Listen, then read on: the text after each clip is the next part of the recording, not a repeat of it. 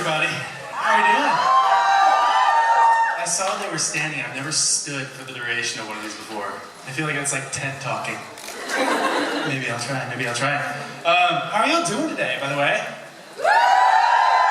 Welcome to Italy, to those of you not from here, to those of you who are here. Well, I'll try out some of this apple juice. That looks like actual grape juice. One of these is actual grape juice. Jesus. Has it just been then on the stage? It's almost gone. Promise I can open it.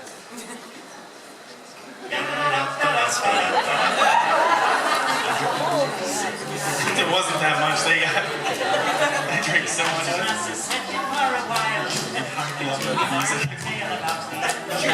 Thank you so much. Thank you so much for being here.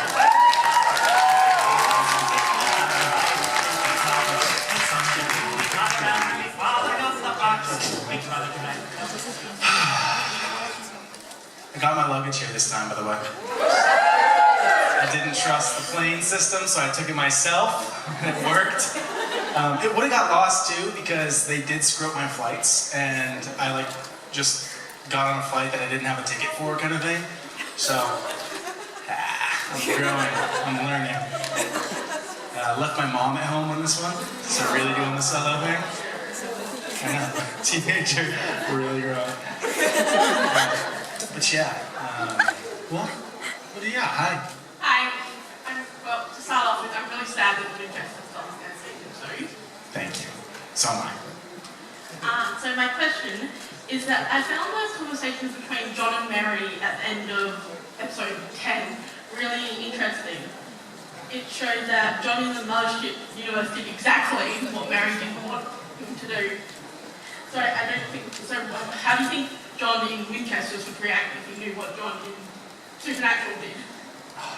You know, I was really hoping that we would have gotten to that point at some point, for young John to see kind of like what he becomes. So I'm really disappointed that the show was canceled and we didn't get to do that. But I would have loved to have had a scene where Jeffrey Dean Morgan comes back in time at a pivotal moment where John's making a decision that's kind of leading him down the same road, and had Jeffrey Dean urge young John Winchester not to make the decision.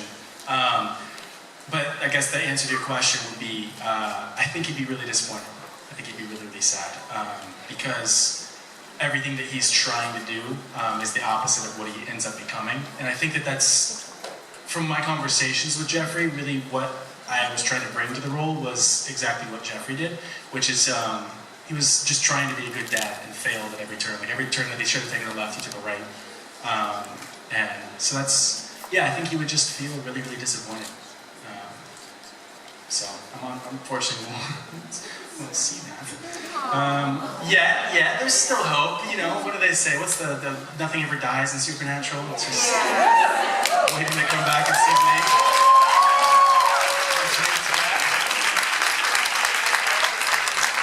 Thank you. Hello. Hello. I have a very profound question for you. Gosh, let's hear it. Okay, I know you're new to this because you're still young. But if you were to be a mixed drink, what would you be and why? Well, we were saying today at the cocktail that they should have, in Supernatural, they should have, they could have marketed the hell out of that. If they, made their own cocktail on the show, everyone would have gotten it. But my drink of choice is, I do a coffee, a shot of espresso, a shot of Bailey's Irish cream, and then a shot of whiskey. And you just throw them all in a cup and stir it up. Not with your finger, but you can do your finger. But yeah, that's my go-to. But I always said that if anything I would do, if I was to describe myself as a cocktail, I feel like an old-fashioned, the singular person who likes whiskey. I don't know, I feel like I've always felt like I was an old soul. And I don't know. I don't know. I grew up watching my dad drink whiskey, so I think I got into it at a little too young of an age. But yeah, I thoroughly enjoy it. Or just a straight neat whiskey is great too. Not that that's what that is. I don't know if there's like a legal thing. It's apple juice, exactly. Yeah. Of course it is. But yeah, that's what I'd say. So, thank you for the question.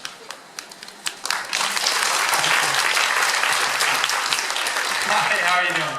Hi, I'm great. Very excited. It's my first con. Well, welcome. Hi. Thank you. I wanted to know how many episodes of Supernatural have you watched, or have you? How many seasons? I have. I was actually just talking to Jeff backstage. I was a huge fan of Supernatural. I grew up watching it, and I saw up until season 12. I think I saw a couple episodes into season 12, but then I thought the show didn't exist anymore. Because like, the show was done like 8 times. Like, it stopped, they were like, this is our final season, and then season 13 comes out, then 14 comes out. So I didn't know the show was still going. So in my mind, I'd seen the whole series. But no, I've only seen up till season 12. But yeah, I was a huge fan of it. And so like the opportunity to be a part of the Winchesters, but part of the family, a part of the Supernatural universe was crazy in itself. But my favorite character was always John. So like, that was such like a TED Talky stuff. Well, because I always empathize with his heart. Like I was saying earlier, I always thought that he was like I thought he was a good dad. He reminded me a lot of my dad, in the sense that my dad made a lot of, not the same, you don't have to make that face. My dad made mistakes, but they were all like, I have grace for him because he was trying.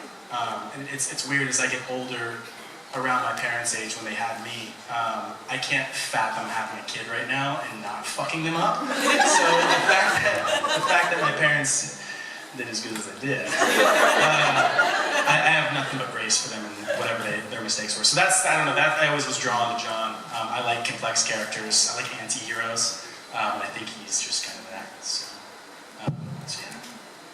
Thank you. Thank you.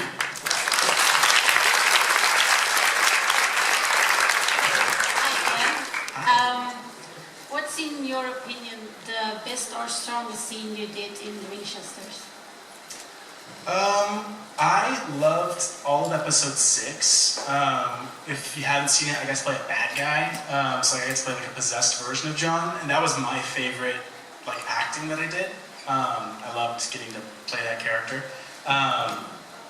But I think my favorite scene that we filmed was in, I want to say, episode 10 or 11.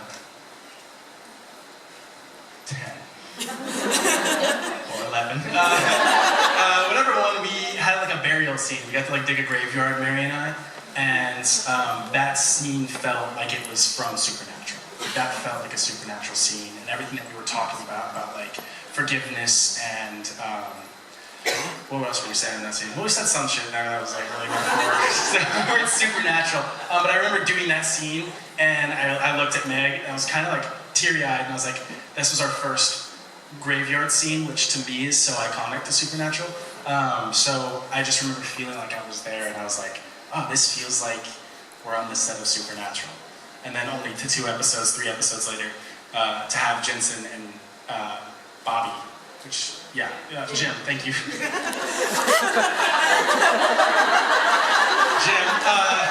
I'm just gonna throw the names out and then I'll have you say them because you know them better. But to have both of them there was the same kind of experience where I was like, oh, this feels like we're just shooting Supernatural. And they both drop immediately into character, which Jim is that character in real life. I don't know, y'all probably had the pleasure of meeting him, but yeah. So that was my favorite. I felt the Vietnam episode was the best, just emotional-wise and everything. I thought it was a very good episode. Thank you so The rest much. as well. I really appreciate that. Thank you. And it feels weird to wait for the applause to like get me on the next thing. I'm just gonna talk over it. No, the Vietnam stuff though was my all-time favorite stuff. Like doing the season 1.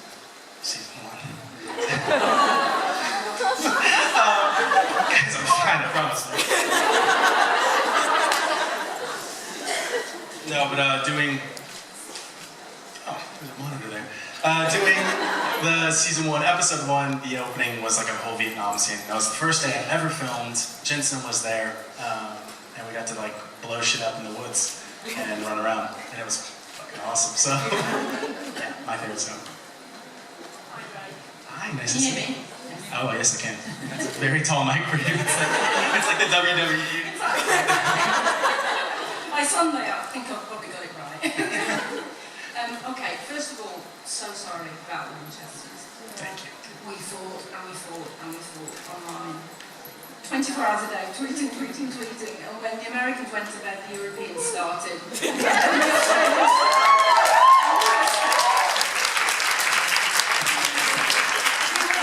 We would actually sign off and say, okay, it's over to the Australians. Yeah, and some people even tweeted all the way through the night, so really sorry. Thank you all for that so much. There's no need to apologize. That was the one thing that I apparently didn't accomplish well in my Instagram thing. I thought that was a pretty thank you guys, but thank you guys so much. The love that I just feel like most shows don't have that. We got news ahead of time, and so we had to sit on news where we weren't allowed to share it. But seeing the outpour of love when we found out that we were canceled versus when we were able to let you guys know, it was crazy, and it really softened the emotional toll that it would have taken. I think otherwise having had that news, because we just were like, oh, what we did mattered to people. People enjoyed it, and it moved them, to tweet 40,000 tweets on the first day. It was something crazy. So we all felt it. I just wanted to say thank you guys so much for every bit of your support that we had the entire time the show was.